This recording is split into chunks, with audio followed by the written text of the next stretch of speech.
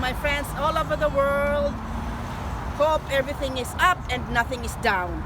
Today we are here right now in the most busy or one of the busy intersection of the city, which is also considered as the Little Manila because it's being invaded by mostly Filipino establishments.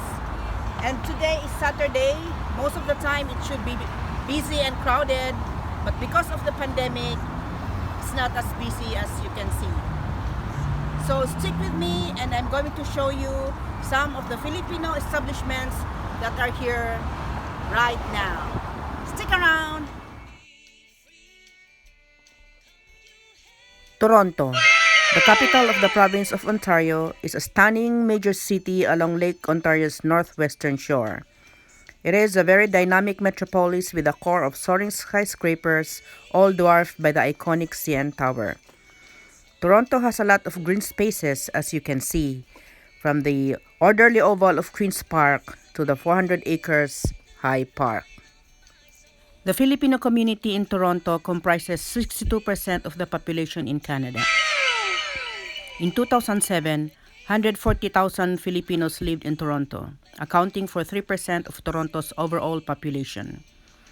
According to the study conducted in 2001, 57% of the Filipino community were mostly female. And mind you, most Canadians of Filipino origins are employed. Ibig sabihin, wala pong istambay dito. Meron man pero baka iisa o dalawa. Most Canadians of Filipino origin constitute a high proportion of all those employed in manufacturing, sales, medical and health occupations. Almost 75% of Filipino population meet and flock into this busy intersection of the city where most Filipino foods and essentials can be found. My friends, let's begin our tour from the east side by appreciating this wall mural signifying Toronto's cultural diversity. Above that is Highway 401 that leads to many parts of Ontario. This is actually a beautiful parkette during spring and summer and also serves as the venue for flag ceremonies during any cultural events such as the opening of the annual Taste of Manila.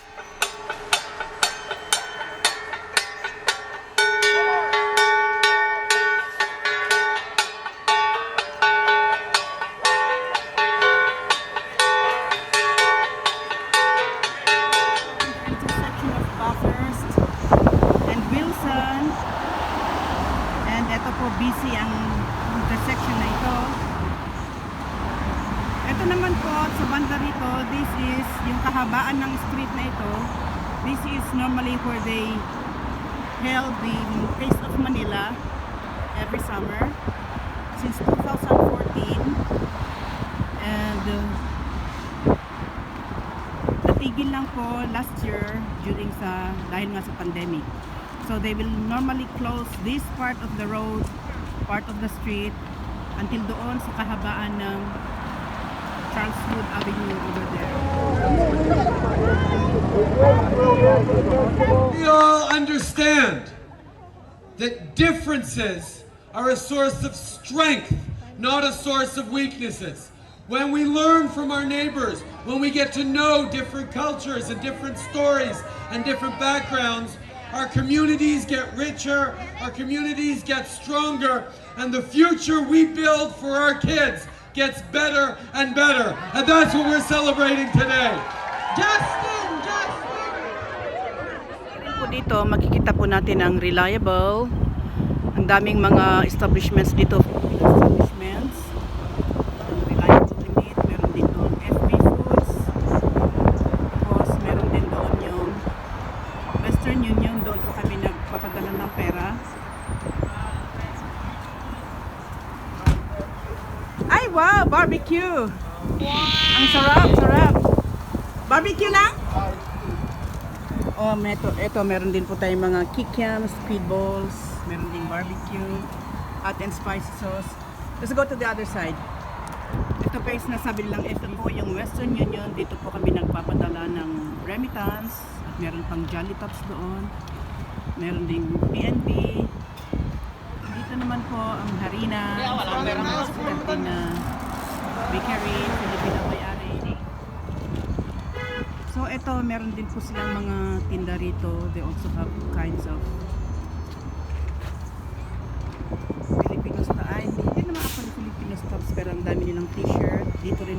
sa Bathurst and Wilson. Dami-dami nilang mga magagandang Saan ang ano nyo? Peso sa taas? Opo, sa banner, yun ang may banner t-shirt crap. Maganda tong Irish Spring. Meron pang may tinda pa silang mga comforters, mga sapatos, para na rin itong baklaran. Normally during weekdays marami silang tinda rito na tinda ng ano. Paano magpagbabayad? Cash o debit? Cash and e-transfer po. Ay, transfer. Maganda, gusto ko bumili ng pag cash. On the other side of the street by the west side along Wilson Avenue, you can also see there is a branch of Philippine National Bank or PNB where mostly Pinoy OFWs send their remittances back home, of course, to the Philippines. To the right side of that is Aristocrat, now called Marcelinas, a famous resto bar where they serve delicious barbecues and where Pinoys go and relax during weekends.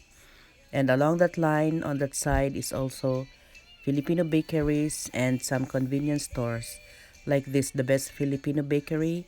For the Ilongas, they also have the La Paz Batchoy, the famous La Paz Batchoy for Ilongos.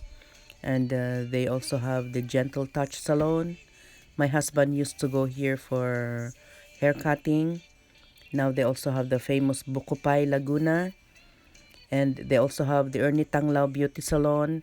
And of course, the LBC if you want to send something for the Philippines or anywhere in the world, you can go to LBC.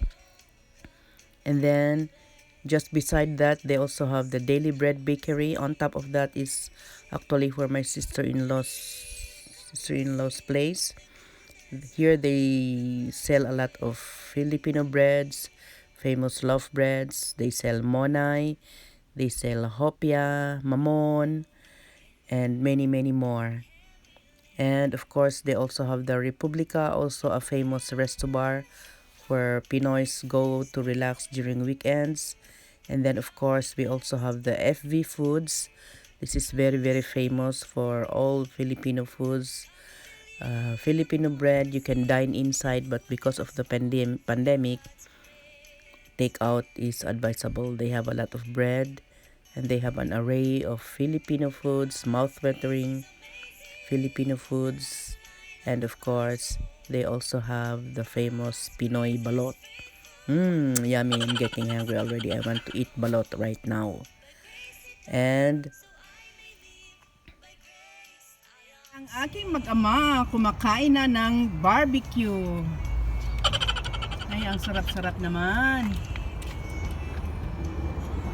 So, papunta po kami sa loob ng Kabalen. Kabalen is actually one of the famous Pinoy restaurant here in the city. Owned and managed by a Kapampangan. Magagaling po silang magluto. So, pasok na po tayo sa Kabalen. Pinaka-famous po na Filipino restaurant dito sa Ontario, Canada. Nandito na po tayo sa loob. Itong ilehan.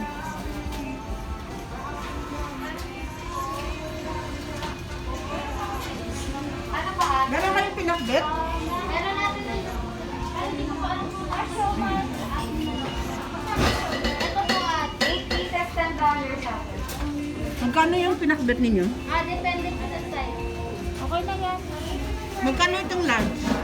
8.99. Isa nga, tsaka may bopis, may bopis pala, yung bopis na lang. Small boxes. Magkano yung medium na bopis? 8.29. Oo, isang large na pinakbet, tsaka isang small na bopis. Small po ano? Ha? Anong size po ng boxes? Medium. Sige, mamili ka na lang muna ako. Ano pang meron? Uy, ang sarap. Meron pang karyoka.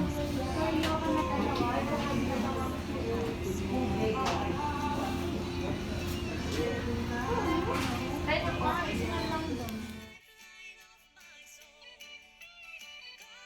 Grace is faithful, Jesus conquered all. By grace he died, so I may live. By grace I am saved.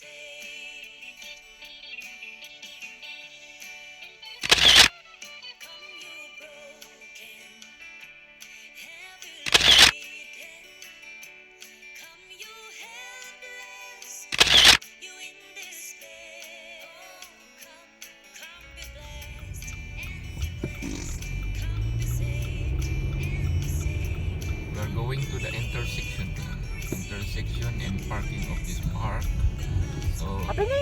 Ay,